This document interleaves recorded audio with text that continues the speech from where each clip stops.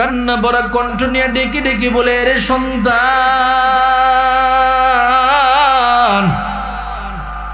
তোমার বাবা তোমার জন্মের 6 মাস পূর্বে দুনিয়া থেকে বিদায়।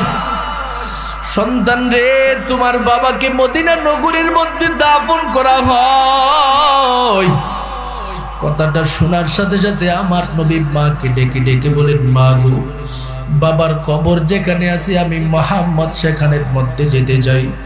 নবী আমার এবার মুহাব্বতের মায়ের সাথে রওনা হয়ে গেল। চলতে চলতে মদিনা নগরী লম্বা সফর করে বাবার কবরের পাশে দাঁড়ায় গেল।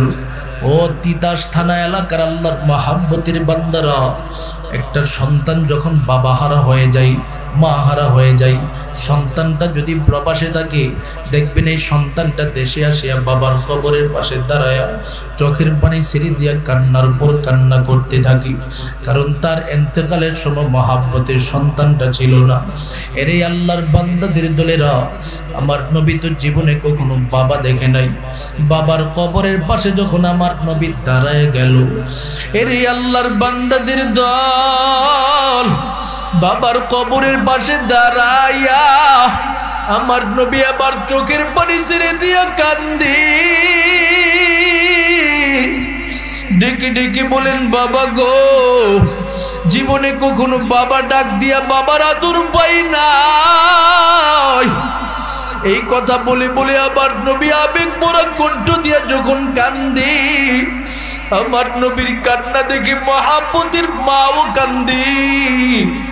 আশেপাশে যে খাদেমা ছিল উম্মে আইমানও আমার নবীর কান্না দেখে সহ্য করতে পারে নাই। রে গোলাম, নবী আমার কাঁদতেছি, শেষ পর্যন্ত আমার নবীর বুঝাইয়া বাবার কবরের পাশ থেকে নিয়ে যখন রওনা হয়ে যায়, আমার নবী হঠাৎ করে রাস্তার মধ্যে তাকায় দেখে নবীর মুহাব্বতের আম্মা জান অসুস্থ হয়ে জমিনে পড়ে গেল। মায়ের দিকে তাকায় আমার নবী আবার কাঁদতে শুরু করে দেন। ডেকে ডেকে বলেন, মা গো, আপনার যদি কিছু হয়ে যায় আমি মুহাম্মদ যাব কই? এই কথা বলে বলে আমার নবী চোখের পানি ছেড়ে দিয়া কান্দে। এর তিতাস এলাকার আল্লাহর মুহাব্বতের বান্দাদের দল, ওরে আমার নবীর আশিকের দল। আমার নবী হঠাৎ করে তাকায় দেখি মা আমেনার জবানটা বন্ধ হয়ে যায়। ছোট মানুষ বুঝতে পারে নাই।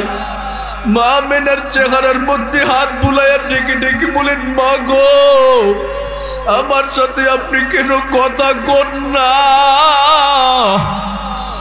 এবার মা আমেনার পাশে উম্মে আইমান বসে বসে ডেকে ডেকে বলে, রে মুহাম্মদ, তোমার মা তোমার সাথে কিভাবে কথা বলবি? তোমার মা আমাদের সবাইকে ছেড়ে চিরতরে দুনিয়া থেকে বিদায়। রে আল্লাহর বান্দা, 6 বছরের ছোট একটা বাচ্চা, তার সামনে যদি তার মায়ের মরণের খবর চলে আছে, কি হালাত হবে রে গোলাম?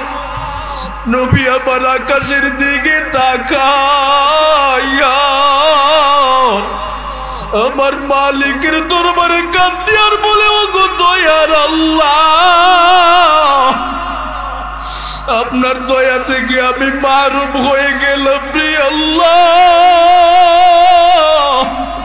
এই দুনিয়াতে আমার বাবাও নাই, এই দুনিয়াতে আমার মা নাই। ও মালিক, আমি মুহাম্মদ এখন যাবো কই? আমার যে যাওয়ার মতো কোনো পথ নাই।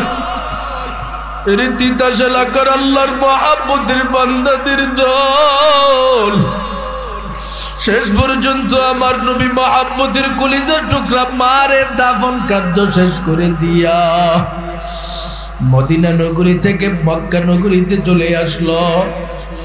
দাদা আব্দুল মুত্তালিবের সামনে দাঁড়ায়া দাঁড়ায়া চোখের পানি টপ টপ করে ছেড়ে দিয়া কান্দে, ডেকে ডেকে বলেন, দাদা গো, এই দুনিয়াতে আমার বাবাও নাই, এই দুনিয়াতে আমার মাও নাই। ও দাদা, এই দুনিয়াতে আমি আর জীবনে আমার মারে মা বলে ডাক দিতে পারবো না। দাদা গো, এখন আমি কার সাথে থাকবো, কই যাব? আমার যে যাওয়ার মতো কোনো পথ নাই। শেষ পর্যন্ত নবী আমার দাদার কাছে লালিত পালিত হতে হতে 2 বছর পার হয়ে যায়। মহাব্বতের দাদা যান দুনিয়া থেকে বিদায় হয়ে যায়। রে আল্লাহর বান্দা, এবার আমার নবী দাদার দাফন কার্য শেষ করে দিয়া চাচার দরওয়াজায় দাঁড়ায় যায়। এবার আমার নবীর বাবাও নাই, দাদাও নাই, মাও নাই, আত্মীয় স্বজন মহাব্বতের মানুষ কেউ নাই। আমার মালিক এবার চাচা আবু তালেবকে আমার নবীর জন্য নির্ধারণ করে দেয়। এভাবে আমার নবী বাবা হারা মা হারা জীবন পরিচালনা করছি।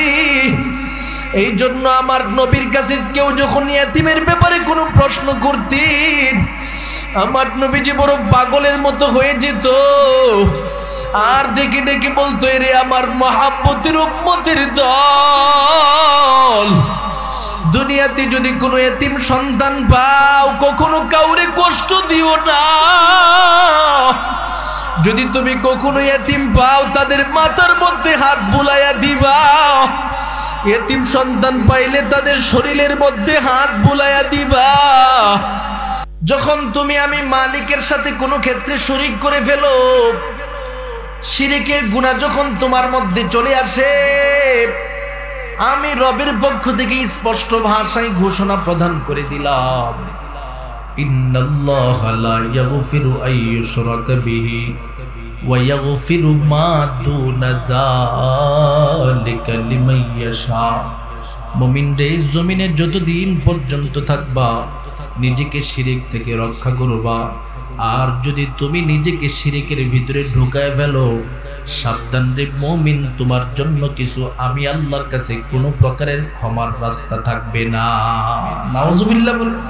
তার মানে যে কোনো ক্ষেত্রে আমার রবের সাথে আমাদের শিরিক হবে, এই মানুষের জিন্দেগি রবের কাছে শান্তির জীবন হবে না। যদি শান্তির জীবন চাই, শিরিক মুক্ত ইবাদত আমার রবের সামনে উপস্থাপন করতে হবে। সুবহানাল্লাহ। এই জন্য আমার নবী রহমতে আলম নবী যখন দুনিয়ার জমিন থেকে আকাশমুখী হন, মেরাজের রজনীতে আমার আল্লাহ আমার নবীরে তার বরকতপূর্ণ দাওয়াত দেওয়ার মাধ্যমে যখন আমার নবীকে ডেকে ডেকে আমার মালিকের কাছে নিয়ে যাই, আমার আল্লাহর পক্ষ থেকে আমার নবীরে বলে দিই, নবী গো, আপনি যেহেতু আমি রবের কাছে আগমন করেছেন, আমি রবের পক্ষ থেকে আপনার জন্য 3টা উপহার দিয়ে দিতেছি। 1 নাম্বার হলো ওতিয়া রাসূলুল্লাহ সাল্লাল্লাহু আলাইহি ওয়াসাল্লাম 5 সালাত। আমার নবীজিকে আল্লাহর পক্ষ থেকে 5 ওয়াক্ত নামাজ দেওয়া হয়। 2 নম্বরে আমার নবীরে ঘোষণা দিয়ে দেয়, নবী গো, ওয়া ওতিয়া খাওয়াতিমুস সূরাতিল বাকরা, আপনাকে আমি রবের পক্ষ থেকে সূরা বাকরার সর্বশেষ আয়াত সমূহ দিয়ে দিতেছি।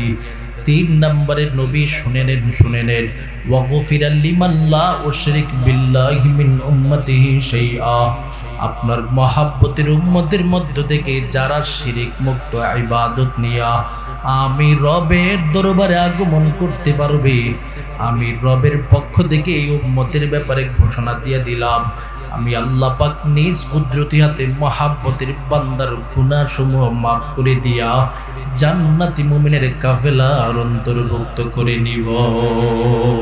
সুবহানাল্লাহ। তার মানে বোঝা গেল আমার রব নবীরে উপহার দিতেছে, নবী গো, আপনার উম্মত তো মহাব্বতের কলিজার টুকরা উম্মত, তাদের জন্য একটা রাস্তা খুলে দিচ্ছি, লিমান লা ইউশরিক বিল্লাহি মিন উম্মতিহি শাইআ, যারা আপনার উম্মতের মধ্য থেকে শিরিক মুক্ত ইবাদত নিয়া আমি রবের দরবারে আগমন করতে পারবে, গফিরা লাহু, তার জিন্দেগীর সমস্ত গুনাহ মাফ করার ঘোষণা অগ্রিম আমি আল্লাহ পাক আপনার সামনে দিয়ে দিলাম। সুবহানাল্লাহ। তাহলে এবার বুঝে নেন শিরিক মুক্ত ইবাদত আমার মাওলার কাছে কত গুরুত্বপূর্ণ। অথচ বর্তমান যুগে আমার কিছু মহাব্বতের ভাই আমার রবের সাথে সাজদার মাধ্যমে শিরিক করে থাকে, রুকুর মাধ্যমে শিরিক করে থাকে।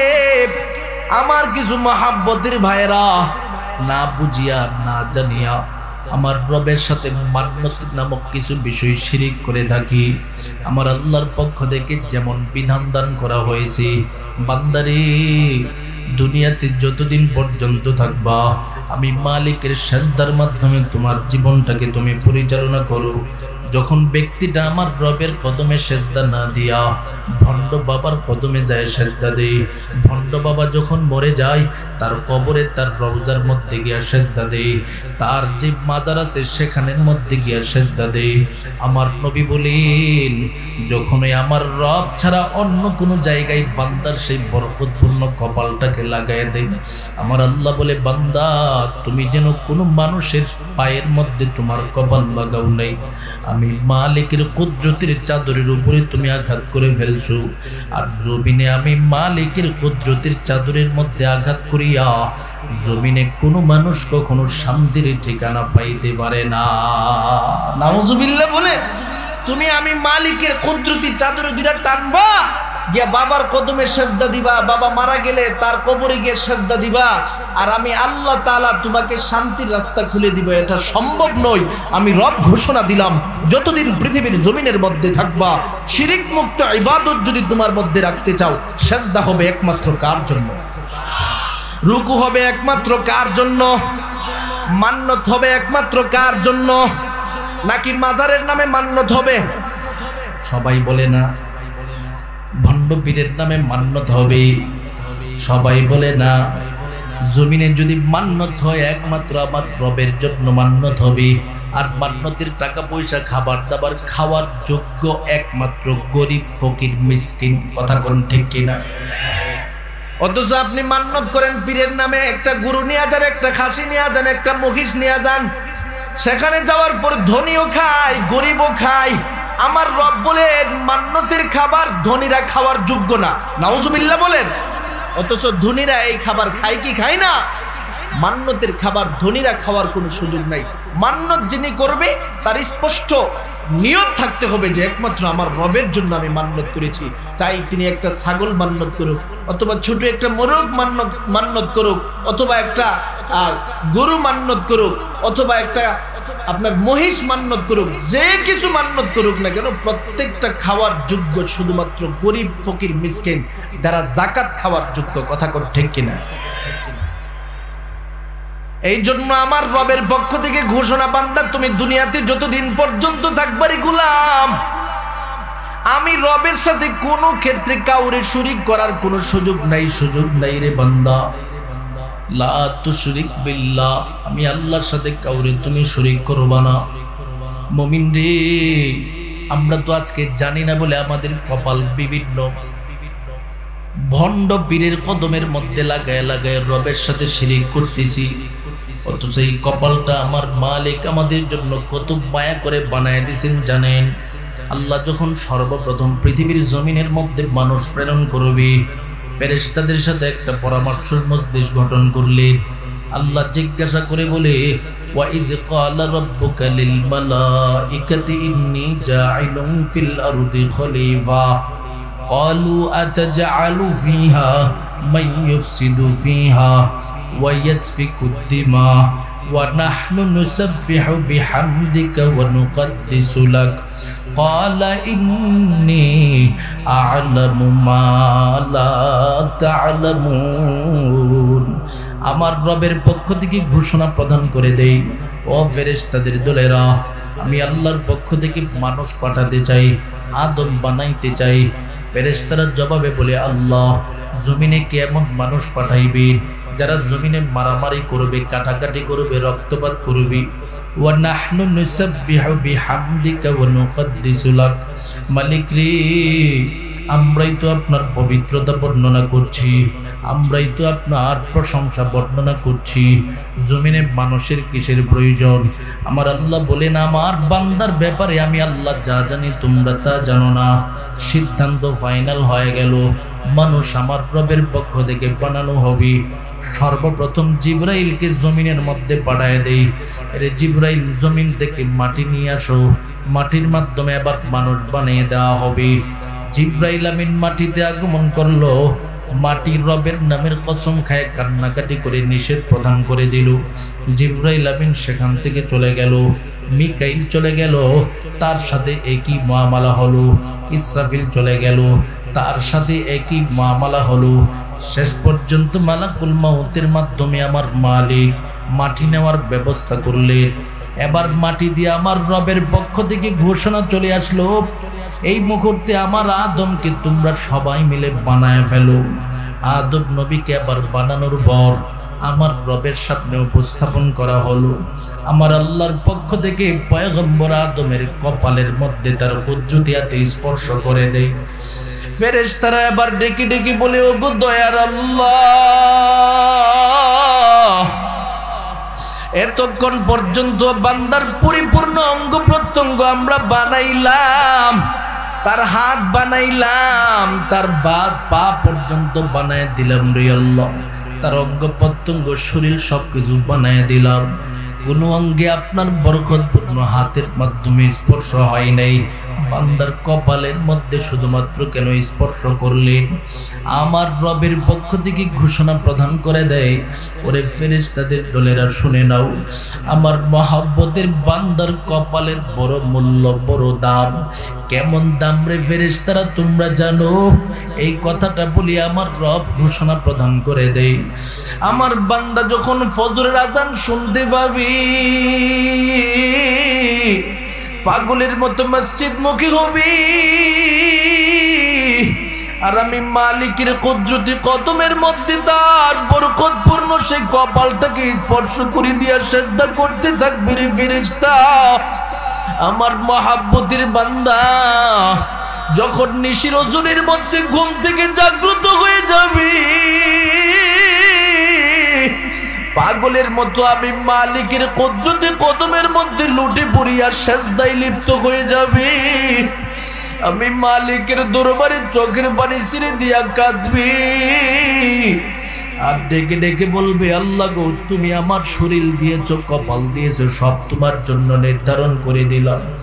রে ফেরেশতাদের দলেরা, আমার যেই মহাব্বতের বান্দা তার কপাল দিয়া আমি মালিকের কুদরতি কদমে 5 ওয়াক্ত নামাজের মধ্যে সিজদা দিবি, তাহাজ্জুদের সুযোগ পাইলে আমি মালিকের কুদরতি কদমে সিজদা দিব, ওই বান্দার কপালটাকে কি আমি রবের পক্ষ থেকে বানাতে পারি না? এরে তিতাস এলাকার আল্লাহর মহাব্বতের গোলামের দল, আমার মালিকের পক্ষ থেকে আমাদেরকে এত মায়া কইরা বানায়, অথচ আজকে আমরা সেই মালিকের বরকতপূর্ণ হাতের ছোঁয়া পাওয়ার পর আমাদের এই কপাল দিয়া বিভিন্ন ভণ্ড করাই। ভণ্ডপীর দুনিয়াতে যতদিন থাকবে ততদিন তার কদমে আমার কপাল স্পর্শ করাই। সে যখন মরে যায় তার কবরস্থান পর্যন্ত আমার কপালটা স্পর্শ করাই। আমার নবী বলেন, এর মাধ্যমে স্পষ্ট শিরিকের মধ্যে বান্দা তুমি লিপ্ত হয়ে যাচ্ছ, আমার মালিক তোমার উপরে বড় রাগান্বিত হয়ে যাচ্ছে। এই জন্য বান্দা দুনিয়াতে যতদিন পর্যন্ত থাকবা, লা তা'বুদুনা ইল্লাল্লাহ, তুমি যদি মানসিকভাবে আমার রবের পক্ষ থেকে শান্তির ফায়সালা পেতে চাও, আমার মালিকের শুধু ইবাদতের মাধ্যমে জীবন সাজাও, শিরক মুক্ত ইবাদত করতে থাকো।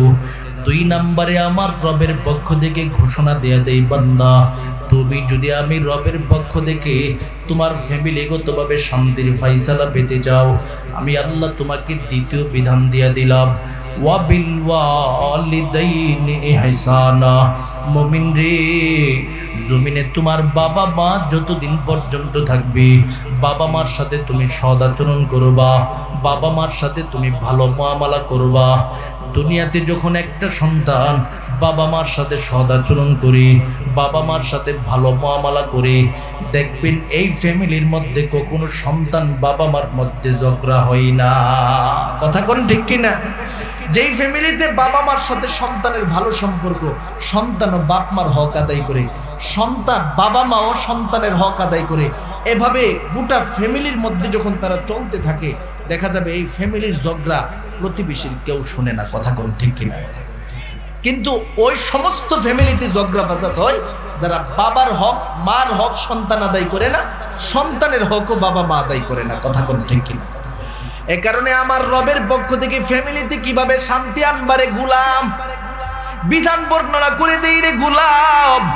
জমিনে তুমি যদি ফ্যামিলিগতভাবে শান্তির ফাইসালা পেতে চাও, সন্তান তোমার বাবা মা যতদিন পর্যন্ত থাকবে বাবা মার সাথে তুমি পরিপূর্ণভাবে সৎ আচরণ করবা, বাবা মাকে কষ্ট দিবা না, বাবা মার সাথে সর্বোচ্চ ভালো মুআমালা করবা।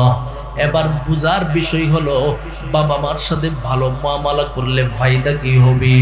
قال رسول الله صلى الله عليه وسلم رضا الرب برضا الوالدين وسخط الرب بسخط الوالدين। আমার নবী ঘোষণা প্রদান করে দেয়, জমিনে যদি তোমার বাবা মার সাথে তুমি সদাচরণ করিয়া তার সন্তুষ্ট অর্জন করতে পারো, নবী বলেন তোমার প্রভু সাথে সাথে তোমার মতো বান্দার উপরে সন্তুষ্ট হয়ে যাবে। সুবহানাল্লাহ বলেন। বাবা মা যদি সন্তানের উপরে সন্তুষ্ট হয়ে যায়, আমার আল্লাহ নিজে সন্তুষ্ট হয়ে যায়। আল্লাহু আকবার বলেন। আর যদি বাবা মা সন্তানের উপরে রাগ থাকে, আমার আল্লাহ তার উপরে গুসা নিয়ে বসে থাকে রে গোলাম। অথচ বর্তমান যুগের অবস্থা, সন্তান বাবা মারে গুরুত্ব দিতে চাই না, সন্তান বাবা মাকে ভালোবাসতে চাই না। ও সন্তান, তুমি তো জানো না তোমার বাবা মার খেদমত করলে, বাবা মার সাথে ভালো আচরণ করলে তোমার জিন্দেগি কোন দিকে যাবে। আমার নবী বলেন, তিন প্রকারের ব্যক্তি যখন জমিনে কারু আমার রবের কাছে দোয়া করি, সেই দোয়া আমার আল্লাহ পাক কখনো ফিরায় দেয় না। قال رسول الله صلى الله عليه وسلم ثلاث دعوات مستجابات لا شك فيهن دعوة الوالدين على ولده ودعوة المظلوم ودعوة المسافر أو كما قال عليه الصلاة والسلام। আমার নবী ঘোষণা প্রদান করে দেয়, যখন বাবা মা সন্তানের জন্য দোয়া করি, এই দোয়া আমার আল্লাহ পাক কখনো ফিরে দেয় না, সাথে সাথে কবুল করে নেয়।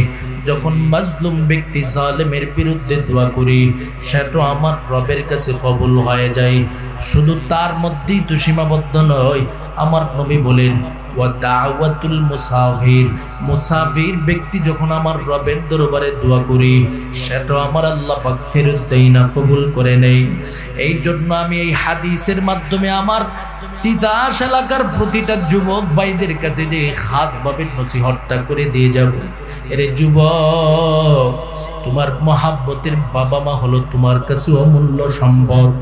তার আন্তরিক দোয়া নিবা, আমার মালিকের পক্ষ থেকে তোমাকে কঠিনভাবে সঠিকভাবে জিরো থেকে হিরো বানায়া দিবে। সুবহানাল্লাহ। দুনিয়াতে যে মানুষটা সফলতার রাস্তা পেয়েছে, আপনি খবর নিয়ে দেখবেন বাপ মার আন্তরিক দোয়া বিদ্যমান রয়েছে। সুবহানাল্লাহ।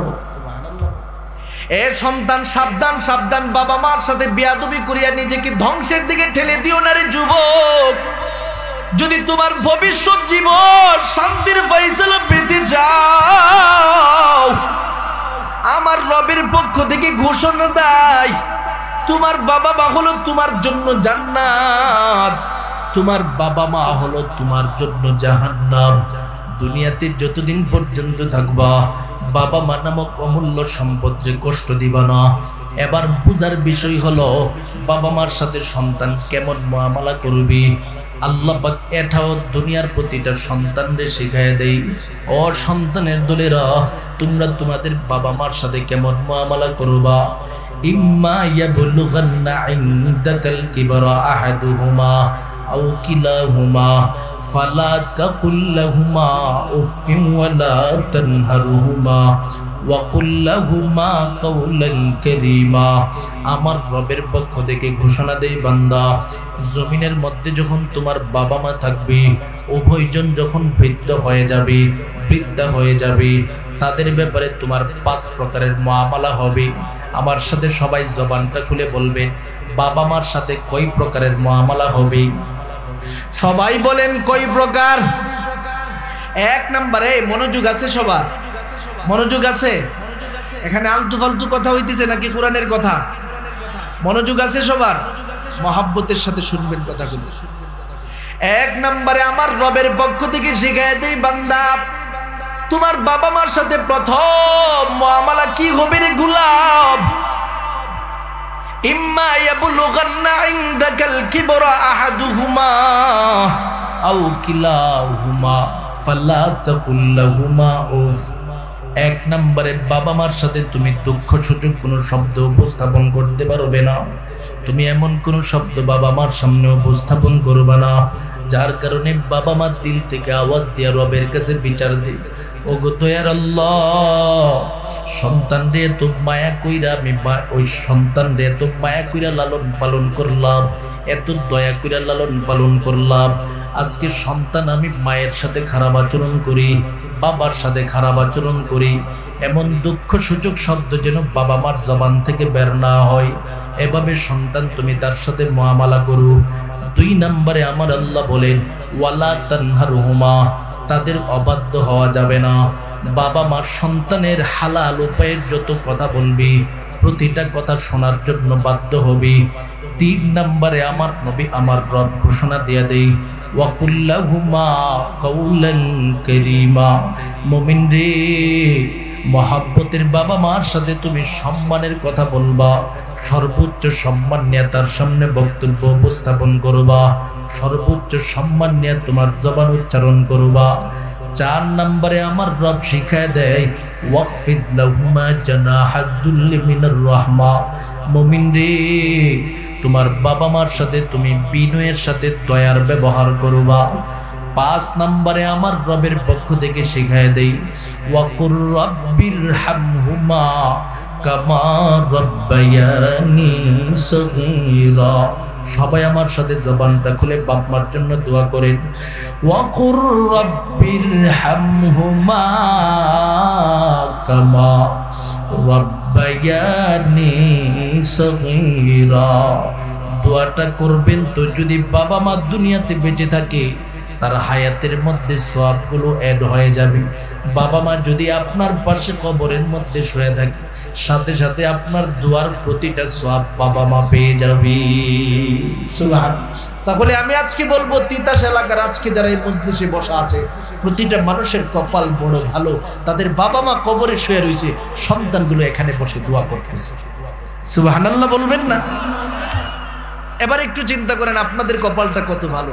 এই কবরস্থানে আরো এমন সন্তানের বাবা মা আছে যে সন্তানগুলো এখনো এই মজলিসে বসার সুযোগ পাই নাই। কথা কোন ঠিক কিনা? এই কারণে আমার নবী শিখায় দিয়ে গেছে দুনিয়াতে যতদিন থাকবা নিজে এমন কিছু সন্তান দিয়া যাও যে সন্তানগুলো নেককার থাকবে। সুবহানাল্লাহ বলেন।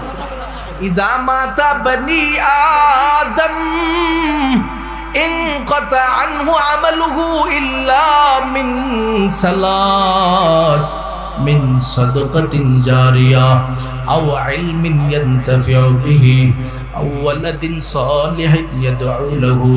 আমার নবী যে হাদিসের মধ্যে আমাদেরকে শিখায় দিয়েছে, ও মুমিন, তুমি যখন কবরের মধ্যে চলে যাইবা তোমার সমস্ত আমলের রাস্তা বন্ধ হয়ে যাবে, তবে তিনটা রাস্তা খোলা থাকবে। তিনটা রাস্তার মধ্য থেকে সর্বশেষ যেই রাস্তার কথা আমার নবীজি বলেছে, আমার নবী বলেন আওয়ালাদিন সালিহিন ইয়াদউ লাহু। জমিনে যদি একটা নেককার সন্তান দুনিয়াতে রেখে দিয়ে যেতে পারো, এই সন্তানটা দুনিয়াতে যতদিন পর্যন্ত থাকবে বাবা মার জন্য যত দোয়া করবে প্রতিটার দোয়ার সওয়াব কবরস্থানে বসে বসে পেতে থাকবে। সুবহানাল্লাহ। তাহলে বুঝেন একটা নেককার সন্তান দুনিয়াতে থাকার প্রয়োজন আছে না নাই? নেককার সন্তান যদি দুনিয়াতে রেখে যান, আজকের এই প্যান্ডেলের মধ্যে যে নেককার সন্তানগুলো আছে তাদের জবানের প্রতিটা দোয়া বাবা মা কবরে বসে পাইতেছে। কথা কোন ঠিক কিনা? এই কারণে আমার রবের পক্ষ থেকে শিখায় দিই, বান্দা তুমি যদি শান্তির ফায়সালা পেতে চাও বাবা মার সাথে 5 পদ্ধতির মুআমালা করবা। 1 নাম্বার, তারা যেন কষ্ট না পায় এইভাবে কথা বলবা। 2 নাম্বার, তাদের অবাধ্য হবে না। 3 নাম্বার, ওয়াকুল্লাহুমা কাউলান কারীমা। সন্তান রে, তাদের সাথে সর্বোচ্চ সম্মান বজায় রাখিয়া কথা বলতে থাকো। 4 নম্বরে আমার নবী বলেন, আমার রব ঘোষণা দেই ওয়াখফিজ লাহুমা জানাহাজ যুল্লি মিনার রাহমা, বিনয়ের সাথে দয়ার ব্যবহার করুন। 5 নম্বরের মুআমালা হলো বাবা মার জন্য যখন সুযোগ পাইবা দোয়া করবা। এখানে রব্বির হামহুমা কামা রব্বায়ানি সগীরা, এই যে আয়াতের মাধ্যমে আল্লাহ আমাদেরকে দোয়া শিখিয়ে দিয়েছে, এটা দিয়ে আমাদেরকে আমার রব চিনায় দিচ্ছে, বান্দা দুনিয়াতে যতদিন থাকবা বাবা মার জন্য দোয়া করবা, মসজিদে থাকবা তখনও দোয়া করবা, মাহফিলে যাবে তখনও বাবা মার জন্য দোয়া করবা, তুমি যখন কোনো দিনের পরিবেশে বসে থাকবা সেখানেও বাবা মার জন্য দোয়া করবা। সন্তান যত দোয়া করবে প্রতিটার দোয়ার সওয়াব বাবা মার কাছে পৌঁছে দেওয়া হয়।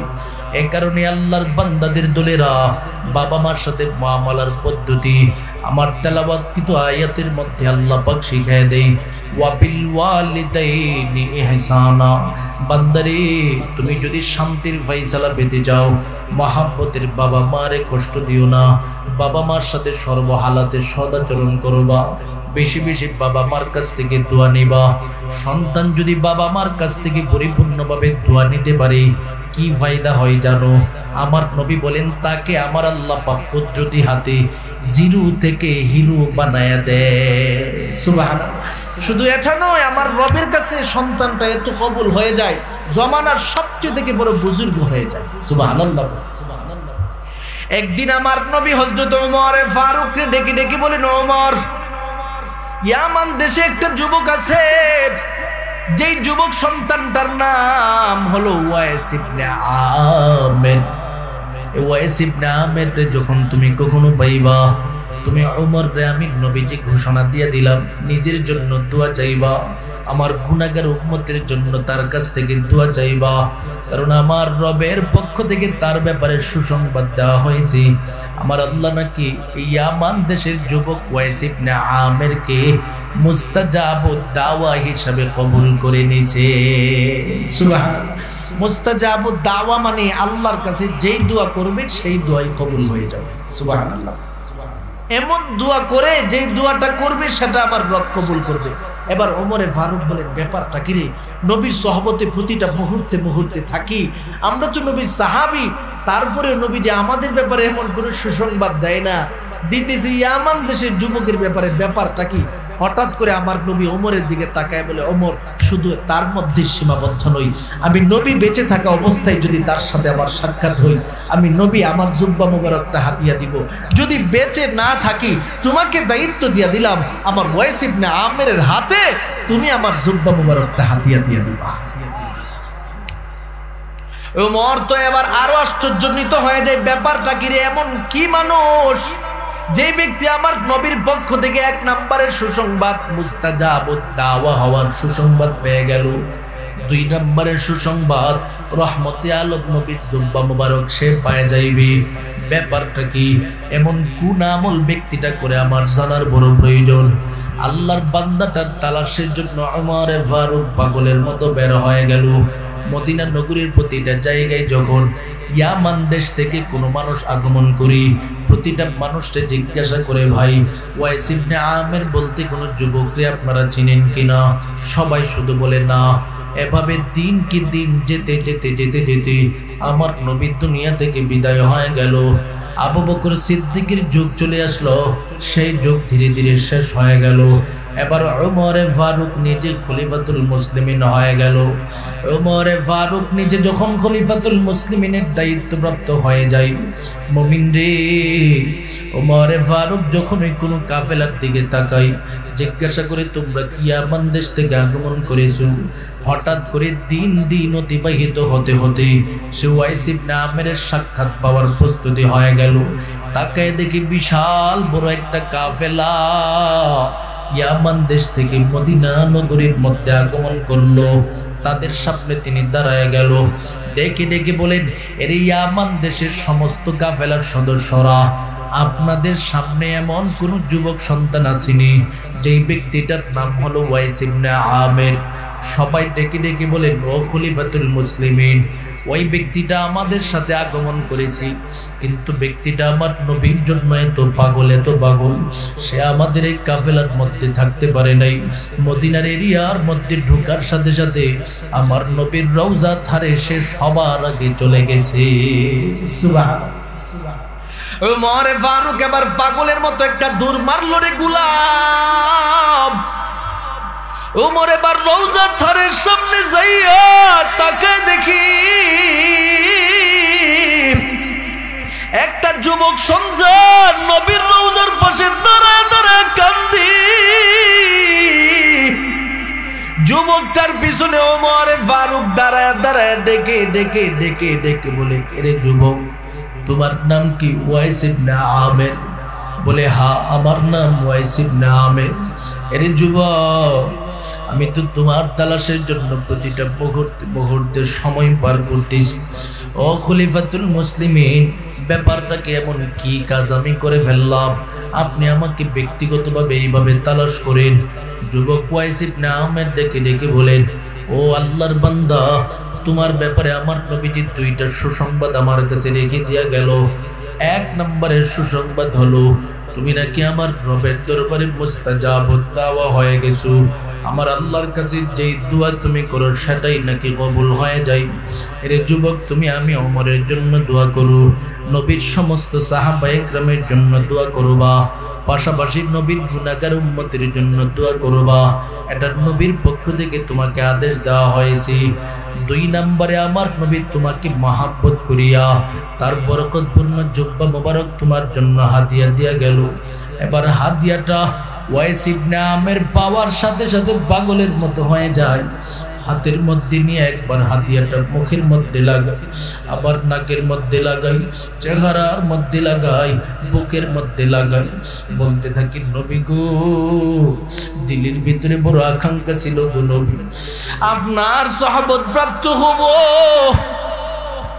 আপনার সহবত আমি পাই নাই, আপনার জুব্বা থেকে আপনি নবীর ঘ্রাণ পাই, দিলের ভিতরে বড় আনন্দ। এই কথা বলি আমার নবীর রওজার পাশে দাঁড়াইয়া ওয়াইস ইবনে আমের চোখের পানি ছেড়ে দিয়া নবীর মহাব্বতের জুব্বা মুবারক একবার মুখে লাগাই, আবার বুকে লাগাই, আবার চেহারার মধ্যে লাগাই। মুমিন রে, শেষ পর্যন্ত ওমর ফারুক ব্যক্তিটার দিকে তাকায় বলে, নেরে ওয়াইস, একটু এই মুহূর্তে আমার সব মুখের জবাব দাও, জবাব দাও। তুমি এমন কি আমল করেছো যার কারণে আমার নবীর কাছে তুমি বড় সম্মানিত হয়ে গেলা, বড় মর্যাদাবান হয়ে গেলা, সেটা আমার জানার বড় প্রয়োজন। কথাটা শোনার সাথে সাথে যুবক ডেকে ডেকে বলেন, খলিফাতুল মুসলিমিন, আমি আমার নবীর সাথে সাক্ষাতের জন্য আগমন করতেছিলাম, একটা পত্র লিপিবদ্ধ করেছিলাম। নবী গো, আপনি যদি আমাকে একটু অনুমতি দেন, আপনার সাক্ষাতে নিজেকে ধন্য করব। আমার নবীর সাথে সাথে ওই পত্রের মধ্যে লিপিবদ্ধ করে দিয়েছিল, ঠিক আছে আসতে পারো। পরবর্তীতে আবার এই পত্রতে আমি লিখে দিলাম, নবী গো, আমার ঘরে আমার মহাব্বতের সন্তান নাই, আমার ভাই বেরাদুর নাই, আমার বিবিও নাই, আমার আত্মীয় স্বজন কেউ নাই, শুধুমাত্র আমার মহাব্বতের আম্মা যান বৃদ্ধা অবস্থায় জমিনের মধ্যে অসুস্থ হয়ে পড়ে থাকে গো নবী। আমি যদি চলে যাই, আমার মহাব্বতের মায়ের খেদমত করার মতো কেউ থাকবে না। ও নবী, আপনি যদি অনুমতি দেন, আমার মায়ের খেদমতের মাধ্যমে আমার জীবনটাকে সাজাবো। আমার নবী আবার চিঠির অপর প্রান্তে লিপিবদ্ধ করে দেয়, এরে ওয়াইস ইবনে আমের, আমি নবীর পক্ষ থেকে তোমার সম্মুখে নির্দেশ দিয়ে দিলাম, যতদিন পর্যন্ত তোমার মহাব্বতের মা দুনিয়াতে বেঁচে থাকবে, তার যত বেশি পরিমাণে খেদমত করতে পারবা, আমার রবের কাছে তুমি সেই পরিমাণে সম্মানিত হতে পারবা। আল্লাহু, জবানটা খুলে বলুন আল্লাহু আকবার। ও খলিফাতুল মুসলিমিন, আমার এছাড়া আর কোনো যোগ্যতা নাই।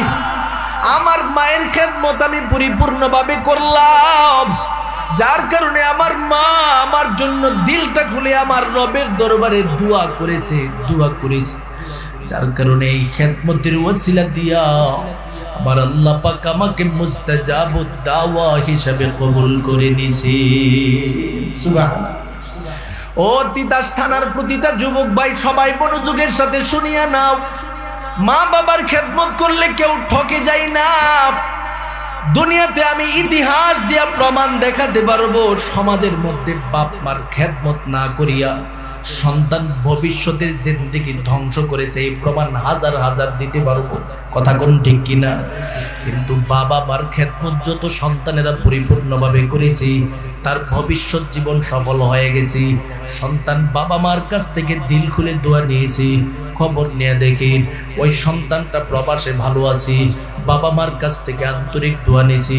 সন্তান চাকরি জীবনে ভালো আছি, সন্তান বাবা মার কাছ থেকে আন্তরিক দোয়া নিয়েছি।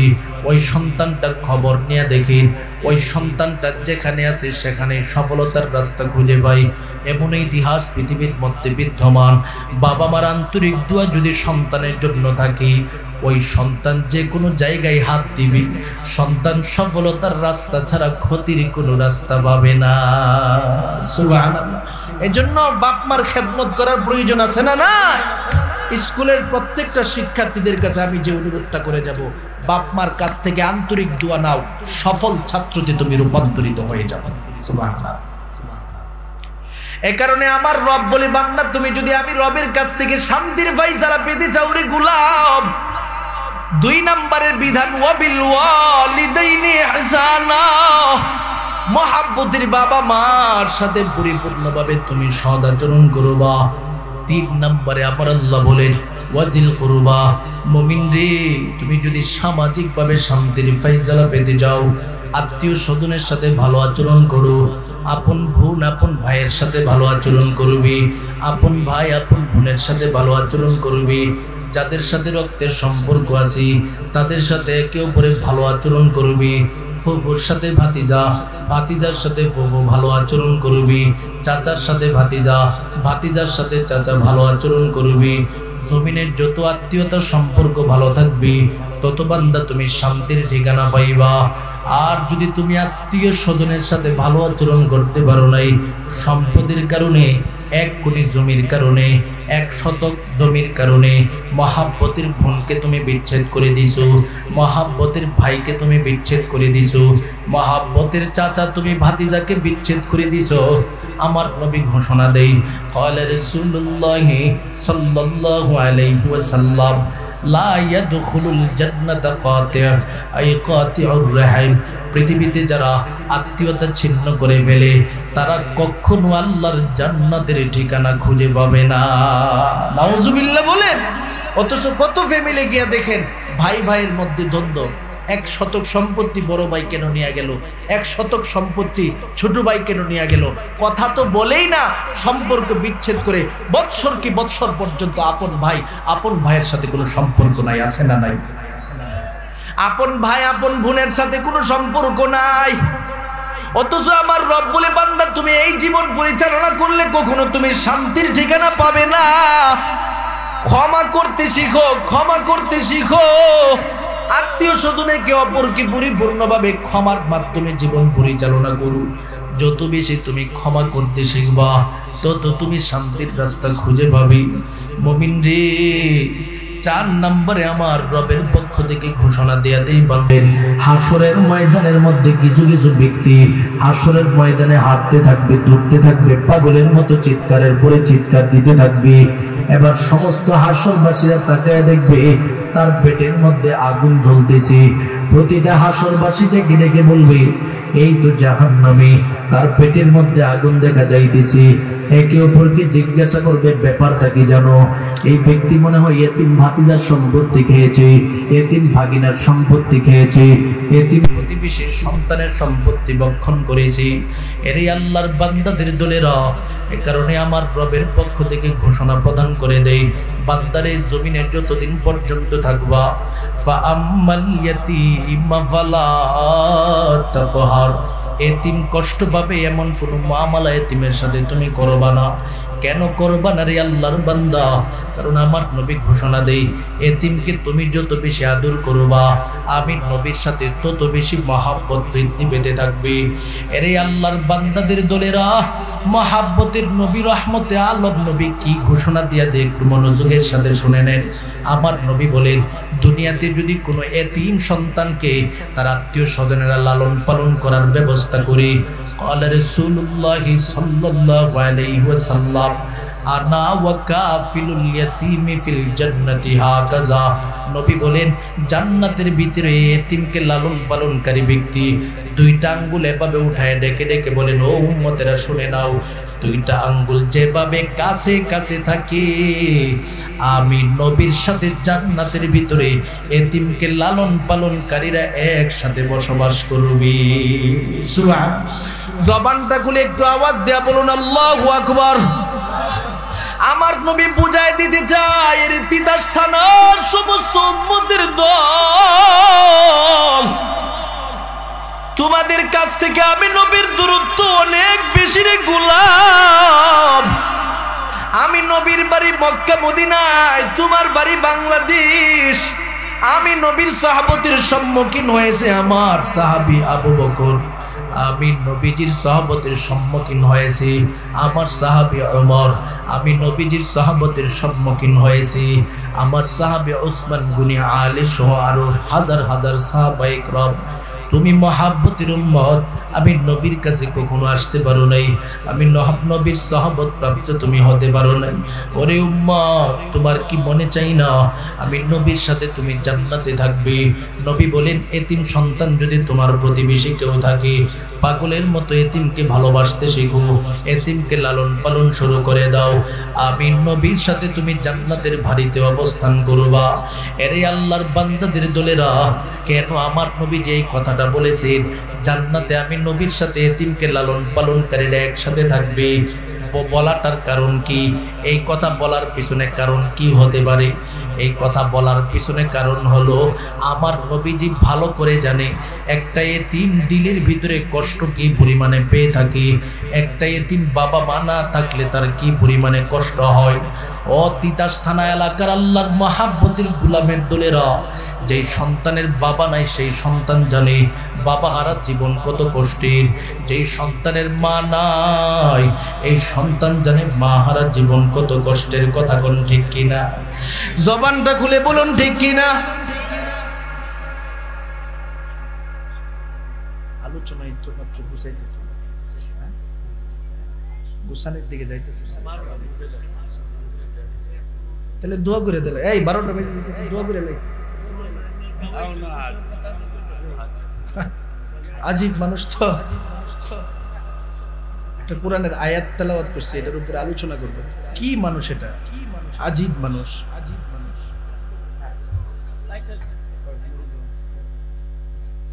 আমার তো যত দ্রুত বলেন মোনাজাত করে আমি তো বিদায় দিতে পারি, সুবিধা আমার। আপনারা কি তাবারক খাইতে পাগল হয়ে গেছেন কেন? হ্যাঁ, তাবারক আছে? কি তাবারক করছে? অল্প কিছু পয়সা তো কালেকশন হবে। আমি যখন কালেকশন শুরু করবো, এখানে কি লোকেরা না দিয়ে যেতে পারবে? বুঝে না কেন মুরব্বী? আশ্চর্য।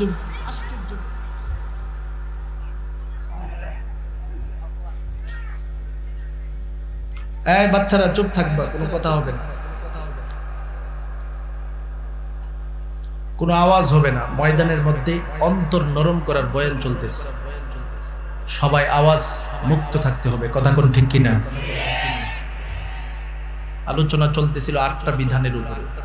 কোরআন থেকে যেখানে কথা হয়, আমি কি ক্যাসেট চালিয়ে দিয়েছেন যে ক্যাসেটটা চলতে থাকবে, আর আমি যতটুকু পারি এই ক্যাসেট চলতেই থাকবে, আপনারা কথা বলেন, কোনো সমস্যা নাই, হুড়াহুড়ি করেন, কোনো সমস্যা নেই। এটা কি ক্যাসেট চলতেছে নাকি মুখ দিয়ে কথা আসতেছে? যারা বুঝমান মানুষ আপনারা বুঝতেছেন, কথা কোন ঠিক নেই। আমি যে আলোচনাটা করতেছি কোন দিকে যাইতেছে, যারা বুঝমান তারা বুঝতেছে, যারা অজ্ঞ মূর্খ তারা বুঝবে না আমার কথা। কথা কোন ঠিক কি? বুঝমানেরা একটু বোঝার চেষ্টা করতেছে, এই বুঝমানের জন্য আমার মেসেজ। যারা কোরআনের আয়াতই বুঝে না, এদেরকে আমি কি বুঝাবো? এরা তো আসছে তাবারক খাওয়ার জন্য। কথা কোন ঠিক নেই। আমি বুঝমান ব্যক্তিদের জন্য কথা বলতেছি, মনোযোগের সাথে শুনেন, ধৈর্যের সাথে শুনেন। টাকার জন্য এত পাগল হইেন না। টাকা যদি আমি বয়ানের শেষ দিকে যাই, দেখবেন একটা লোকও বাকি থাকবে না, সবাই প্রস্তুত হবে। প্রস্তুত আছেন না ইনশাআল্লাহ? আলোচনার তো লাইন শেষ করে দিছি, কোন দিকে জানে ছিলাম? ওয়াল ইয়াতামা, এতিমের আলোচনায় ছিল না? কোরআনের আয়াত ভাই, আপনারা যারা বুঝেন বুঝতে পারতেছেন আমার সমস্যাটা কোথায় এখন লাগতেছে। আয়াত যখন টানা তেলাওয়াত করতে থাকে, তর্জমা করতে থাকে, এটার মাঝখানে কোন কথা বললে এই আয়াতের জায়গায় থাকে না, ঠিক না? এটা আপনারা যারা বুঝবান বুঝতেছে, যারা বুঝে না এরা মনে করবে কি হয়েছে, কথার মাঝখানে কথা হয়েছে, কি হয়েছে। আল্লাহ সবাইকে কবুল করুন, সকলে বলুন আমিন। এবার দিলটাকে নরম করার প্রয়োজন আছে না নাই? সবার দিলটাকে নরম করার প্রয়োজন আছে। ডানে বামে তাকাবেন না। আমরা এবার দিলটাকে নরম করার জন্য সামনের দিকে আগাবো। একটা ছোট বাচ্চা যারা আছেন কেউ কথা বলবেন না, রাজি আছেন সবাই? আমার পিছনে যারা আছেন আপনারাও মনোযোগের সাথে কথাগুলো শ্রবণ করার চেষ্টা করবেন, রাজি আছেন ইনশাআল্লাহ? কেউ ডানে বামে তাকাবেন না, দিলটাকে নরম করার চেষ্টা করুন। আমার রব বলতেছে জমিনে এতিম সন্তানরে মহব্বত করলে আমার নবীরে মহব্বত করা হয়। আর নবীরে মহব্বত করলে ফায়দা কি? আমার নবী বলেন আমি নবীর সাথে তুমি জান্নাতের ভিতরে থাকবা। সুবহানাল্লাহ। কেন আমার নবীজি সেই ব্যক্তিকে জান্নাতের ভিতরে থাকার সুসংবাদ দিয়েছে নবীর সাথে? কারণ জমিনের মধ্যে আমার নবীর মতো এতিম পৃথিবীর জমিনে কেউ নাই। আমার নবী পৃথিবীর জমিনে যখন আগমন করলেন, রহমতে আলম নবীর মহাব্বতের বাবা কেমন ছিল দেখে নেই। মহাব্বতের নবীর বাবা দুনিয়া থেকে বিদায় হওয়ার পর 6 বছর বয়সে আমার নবীজি মহাব্বতের মাকে হারাইছে।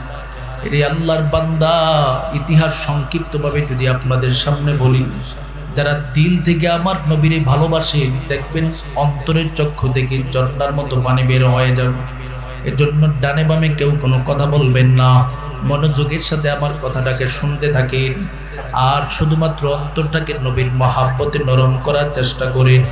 আমার নবী রহমতে আলম নবী যখন 6 বছর বয়সে উপনীত হয়ে গেল, আমার নবী একদিন রাস্তার মধ্যে বসে বসে চোখের পানি ছেড়ে দিয়া কান্না করে মা আমেনা উপস্থিত হয়ে যায়। ডেকে ডেকে বলেন, এরে সন্তান, ব্যাপারটা কি? তুমি কেন এইভাবে কান্নার পর কান্না করতেছো? মা আমেনার দিকে তাকায় মহাব্বতের নবী ডেকে ডেকে বলেন, মা গো, জমিনের মধ্যে আমি আমার বাবাকে কখনো দেখতে পাই নাই। আমার ডানে বামে কত আত্মীয় স্বজন আমি দেখলাম, মহাব্বতের আত্মীয় স্বজনেরা তাদের বাবারে বাবা বলে ডাক দিতে পারে, আমি নবী কোনোদিন আমার মহাব্বতের বাবারে বাবা বলে ডাক দিতে পারি না। ও মা, আমার বাবা কোথায়? একটু বাবার পরিচয়টা আমার সম্মুখে উপস্থাপন করে দাও। মা মেনার সন্তানের কথাটা শোনার সাথে সাথে চোখের পানি টপ টপ করে ছেড়ে দেয়, কান্না ভরা কণ্ঠ নিয়ে ডেকে ডেকে বলে, রে সন্তান,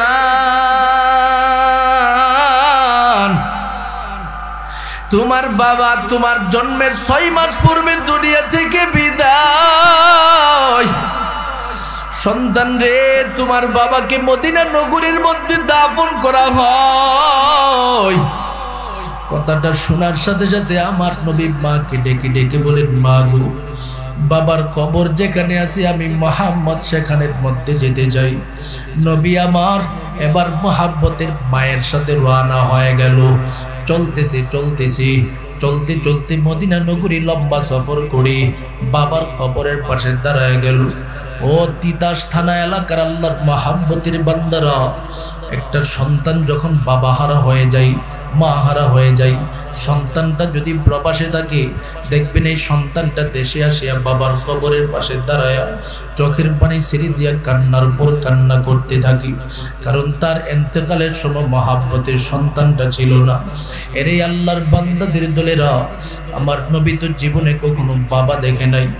বাবার কবরের পাশে যখন আমার নবী দাঁড়ায় গেল, এরে আল্লাহর বান্দাদের দল বাবার কবরের পাশে দাঁড়াইয়া আমার নবী আবার চোখের পানি ছেড়ে দিয়া কান্দি ডেকে ডেকে বলেন, বাবা গো, জীবনে কখনো বাবা ডাক দিয়া বাবার আদর পাই নাই। এই কথা বলে বলে আমার নবী আবেগ ভরা কণ্ঠ দিয়া যখন কান্দে, আমার নবীর কান্না দেখে মহাব্বতের মাও কান্দে। আশেপাশে যে খাদেমা ছিল উম্মে আইমানও আমার নবীর কান্না দেখে সহ্য করতে পারে নাই। রে গোলাম, নবী আমার কাঁদতেছি কাঁদতেছি, শেষ পর্যন্ত আমার নবীর বুঝাইয়া বাবার কবরের পাশ থেকে নিয়ে যখন রওনা হয়ে যায়, আমার নবী হঠাৎ করে রাস্তার মধ্যে তাকায় দেখে নবীর মহাব্বতের আম্মা জান অসুস্থ হয়ে জমিনে পড়ে গেল। মায়ের দিকে তাকায় আমার নবী আবার কাঁদতে শুরু করে দেয়।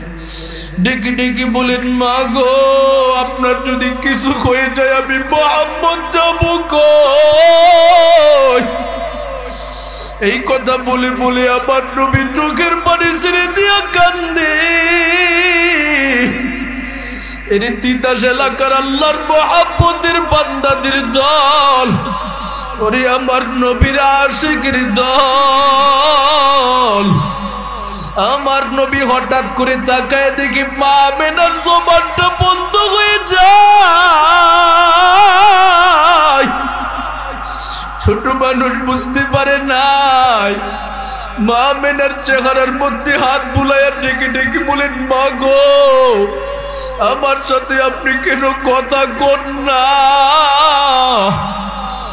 এবার মা আমেনার পাশে উম্মে আইমান বসে বসে ডেকে ডেকে বলে, রে মুহাম্মদ, তোমার মা তোমার সাথে কিভাবে কথা বলবি? তোমার মা আমাদের সবাইকে ছেড়ে চিরতরে দুনিয়া থেকে বিদায়। হে আল্লাহর বান্দা, 6 বছরের ছোট একটা বাচ্চা, তার সামনে যদি তার মায়ের মরণের খবর চলে আছে, কি হালাত হবে রে গোলাম? নবী আবার আকাশের দিকে তাকায়া আমার মালিকের দরবারে কাঁদতে আর বলে, ও গো দয়ার আল্লাহ, আপনার দয়া থেকে আমি মারুম হয়ে গেলাম রে আল্লাহ। এই দুনিয়াতে আমার বাবাও নাই, এই দুনিয়াতে আমার মা নাই। ও মালিক, আমি মোহাম্মদ এখন যাবো কই? আমার যে যাওয়ার মতো কোনো পথ নাই। এর তিতাস এলাকার আল্লাহর মহব্বতের বান্দাদের দল, শেষ পর্যন্ত আমার নবী মহব্বতের কলিজার টুকরা মারে দাফন কার্য শেষ করে দিয়া মদিনা নগরী থেকে মক্কা নগরীতে চলে আসলো। দাদা আব্দুল মুত্তালিবের সামনে দাঁড়ায়া দাঁড়ায়া চোখের পানি টপ টপ করে ছেড়ে দিয়া কান্দে। ডেকে ডেকে বলেন, দাদা গো, এই দুনিয়াতে আমার বাবাও নাই, এই দুনিয়াতে আমার মাও নাই। ও দাদা, এই দুনিয়াতে আমি আর জীবনে আমার মারে মা বলে ডাক দিতে পারবো না। দাদা গো, এখন আমি কার সাথে থাকবো? কই যাব? আমার যে যাওয়ার মতো কোনো পথ নাই। শেষ পর্যন্ত নবী আমার দাদার কাছে লালিত পালিত হতে হতে 2 বছর পার হয়ে যায়। মহাব্বতের দাদা যান দুনিয়া থেকে বিদায় হয়ে যায়। রে আল্লাহর বান্দা, এবার আমার নবী দাদার দাফন কার্য শেষ করে দিয়া চাচার দরওয়াজায় দাঁড়ায় যায়। এবার আমার নবীর বাবাও নাই, দাদাও নাই, মাও নাই, আত্মীয় স্বজন মহাব্বতের মানুষ কেউ নাই। আমার মালিক এবার চাচা আবু তালেবকে আমার নবীর জন্য নির্ধারণ করে দেয়। এভাবে আমার নবী বাবা হারা মা হারা জীবন পরিচালনা করছি। এই জন্য আমার নবীর কাছে কেউ যখন ইয়াতিমের ব্যাপারে কোনো প্রশ্ন করতেন, আমার নবীজি বড় পাগলের মতো হয়ে যেত, আর ডেকে ডেকে বলতো, এরে আমার মহাব্বতের উম্মতের দল, দুনিয়াতে যদি কোনো এতিম সন্তান পাও, কখনো কাউরে কষ্ট দিও না। যদি তুমি কখনো এতিম পাও, তাদের মাথার মধ্যে হাত বুলাইয়া দিবা। এতিম সন্তান পাইলে তাদের শরীরের মধ্যে হাত বুলাইয়া দিবা, কারণ এতিমের মাথার মধ্যে তুমি যদি পরিপূর্ণভাবে হাত বুলাইয়া দিতে পারো, এতিম সন্তানের মাথার চুল পরিমাণ সওয়াব তুমি পেয়ে যাবে রে আল্লাহর বান্দা। শুধু তার মধ্যে সীমাবদ্ধ নয়, যদি আপনি মনে করেন আপনার জীবনটাকে নবীর সঙ্গী হিসাবে ঘোষণা দিতে চান, এলাকায় যদি কোনো এতিমখানা মাদ্রাসা থাকে, ছাত্রগুলোর মধ্য থেকে খবর নিয়ে দেখবেন যেই সন্তানটার বাবাও নাই মাও নাই, ওই সন্তানটা একা একা মাদ্রাসার মধ্যে লেখাপড়া করতেছে, সন্তানটার পাশে যাবেন, একটু সহযোগিতার হাত বাড়ায় দিবেন। নবী বলেন তুমি আমার ভালোবাসা কলিজায় ঢুকায় ফেললা, এ কারণে আমার রবের পক্ষ থেকে আমার তেলাওয়াতকৃত আয়াতে 8টা বিধানের মধ্য থেকে 4 নাম্বার বিধান বর্ণনা করি, ওয়ালিয়াতামা, মুমিন রে নিজেকে পরিপূর্ণভাবে এমনভাবে প্রস্তুত করো যেন এতিম সন্তান তোমার মাধ্যমে কখনো কষ্ট না পায়। এতিমের সম্পদ ভক্ষণ করিও না, এতিমের সম্পত্তি লুণ্ঠন করিও না।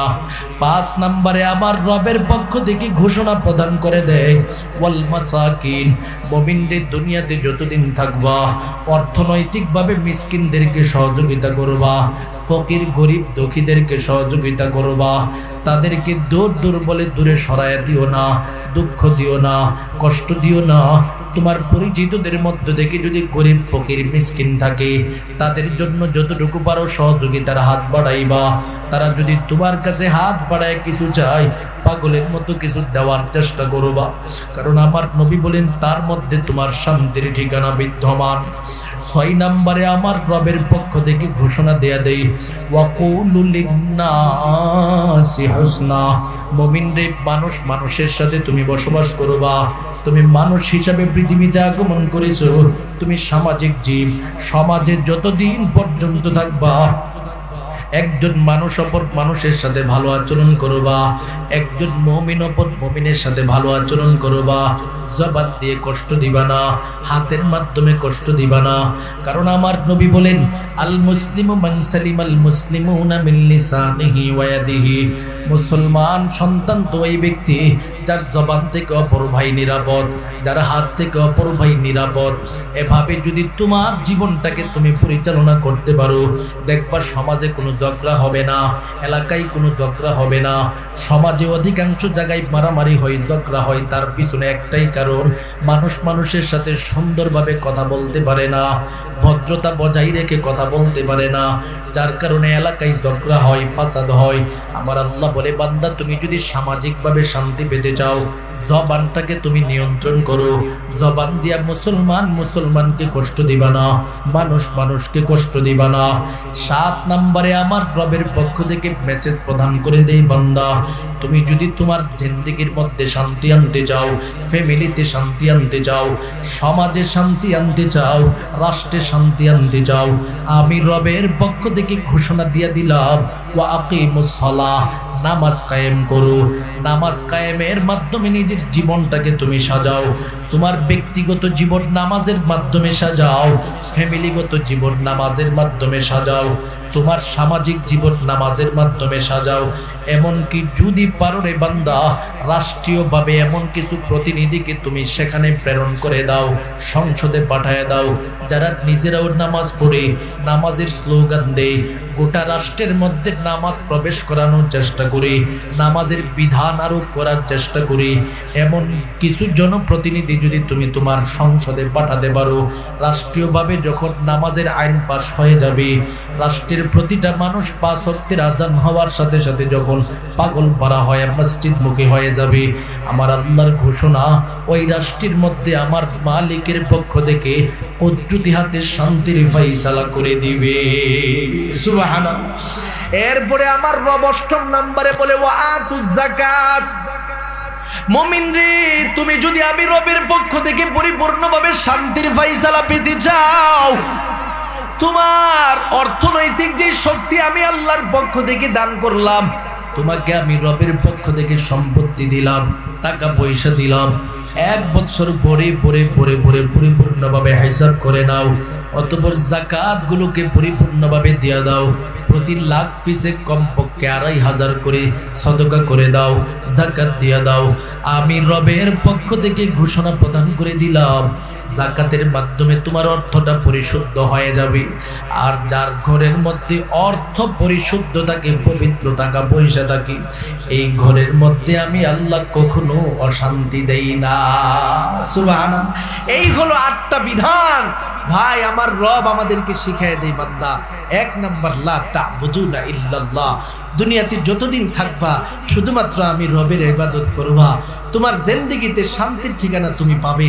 2 নাম্বার, ফ্যামিলিতে যদি সন্তান শান্তি চাও, ওয়াবিল ওয়ালিদাইনি ইহসানা, বাবা মার সাথে তুমি সদাচরণ করবা, সর্বোত্তম আচরণ করবা। 3 নম্বরে ওয়াজিল করবা, আত্মীয় স্বজনের সাথে ভালো আচরণ করবা, আত্মীয়দের হক আদায় করবা।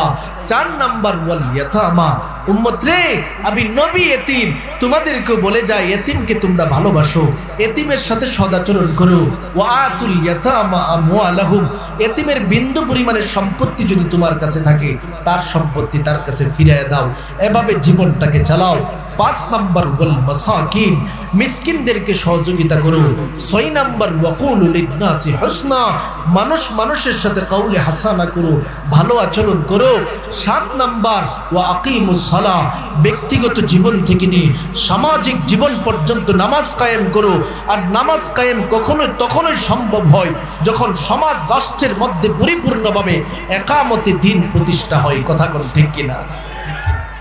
এই জন্য আপনি যদি প্রতিটা জায়গায় নামাজ কায়েমের স্লোগান দিতে চান, আপনার ক্ষমতা প্রয়োজন আছে রে বান্দা। প্রতিটা জায়গায় ক্ষমতা প্রয়োগ করার জন্য যেই কাজগুলি করার প্রয়োজন, সেই কাজগুলি মুমিন বান্দা তুমি করবা। নামাজ কায়েমের দিকে নিজেকে অগ্রসর করাও। 8 নম্বরে আমার রব বলে, টাকা পয়সা আমি আল্লাহ দিছি, পরিপূর্ণভাবে যাকাত আদায় করো, সম্পত্তিগুলোকে পরিশুদ্ধ করো। বান্দা তুমি চিন্তা করিও না, দান করলে কখনো টাকা পয়সা কমে না। আমি আল্লাহ বলে দিলাম ফায়ুযাইফাহু আযআফান কাসীরা, তুমি যতটুকু যাকাতের মাধ্যমে সম্পত্তি দান করবা, তার চেয়ে থেকে হারে হারে গুণ বৃদ্ধি করিয়া আমি আল্লাহ পাক তোমার সম্পত্তি বৃদ্ধি করে দিব। সুবহানাল্লাহ। তাহলে যাকাত দিলে সম্পদ কমে না বাড়ে? অনেকে বলবে যে হুজুর টাকা তো 2500 চলে যাইতেছে, বাড়তেছে কেমনে? আমি বলবো পরিপূর্ণভাবে নিজের সমস্ত নগদ টাকা, স্বর্ণগুলোকে, রূপাগুলোকে একত্রিত করিয়া হিসাব করে ইমাম সাহেবকে নিয়ে বসেন, আপনার কত টাকা যাকাত আসছে। ঠিকভাবে 1টা বছর দিয়ে দেখবেন, পরের বছর থেকে আল্লাহ পাক আপনাকে ধনী বানিয়ে দিছে। সুবহানাল্লাহ। রব্বানা যালামনা আনফুসানা ওয়া ইল্লাম তাগফির লানা ওয়া তারহামনা লানাকুনান্না মিনাল খাসিরিন। রব্বিরহামহুমা কামা রাব্বায়ানি সগীরা। সবাই আমার সাথে জবানটা খুলে পড়েন, রব্বিরহামহুমা কামা রাব্বায়ানি সগীরা। बता हमको तेरे राह की जरूरत पाई, तेरे राह पर चला हमको खुदाया। रब्बना आतिना फिद दुनिया हसनतन व फिल आखिरति हसना व क़िना अज़ाबन नार। या अरहमर राहिमीन, या अकरमल अकरमीन। আপনার কুদরতি নজর দিয়া তাকাইছেন আল্লাহ, কুমিল্লা জেলার অন্তর্গত তিতাস থানা। আল্লাহ আই আল্লাহ, এই তিতাস থানা এলাকার প্রতিটা মুসলমান মুমিন বান্দারা যাদের সুযোগ হয়েছে আজকের এই মাহফিলের মধ্যে আগমন করে, আই আল্লাহ নেকের নিয়তে বসে বসে আপনার কুরআন থেকে কথা শ্রবণ করেছে, আপনার নবীর হাদিস থেকে কথা শ্রবণ করেছে রে আল্লাহ। মালিক রে, আপনার প্রত্যেকটা বান্দাকে আপনার দ্বীনের খাদেম হিসাবে কবুল করে নেন আল্লাহ।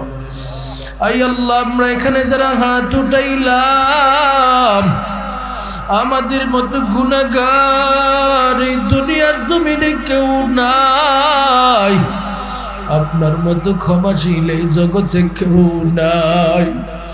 মালিক রে, জীবনে যত গুনাহ করলাম সমস্ত গুনাহ নিয়ে মাফ চাইতেছি আল্লাহ। আমাদের সবাই রে আপনার দয়ায় মাফ করে দেন আল্লাহ। গুনাহমুক্ত জীবন বানায় কবরে যাওয়ার তৌফিক দান করে দেন আল্লাহ। আই আল্লাহ, বিশেষ করে আজকে যেই মাহফিলে উপস্থিত হয়ে গেলাম, আয় আল্লাহ আমাদের ডান পাশে কবরস্থান, মালিক রে কবরের মধ্যে আপনার কত গুনাহগার বান্দাদের দলেরা চলে গেল। আল্লাহ গো, আমরা সমস্ত মুমিন বান্দারা ঐক্যবদ্ধভাবে আপনার দরবারে হাত উঠাইলাম।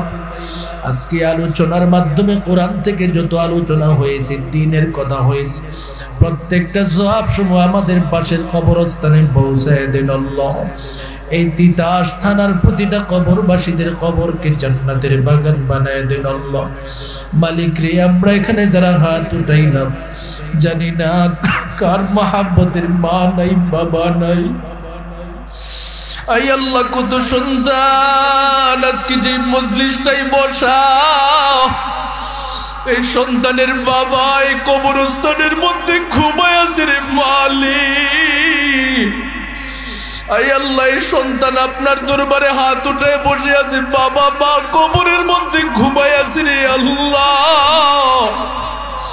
মালিক রে, এতিম সন্তানগুলোর হাতকে ওসিলা দিয়া বাবা মার কবরে আযাব দিয়েন না রে আল্লাহ।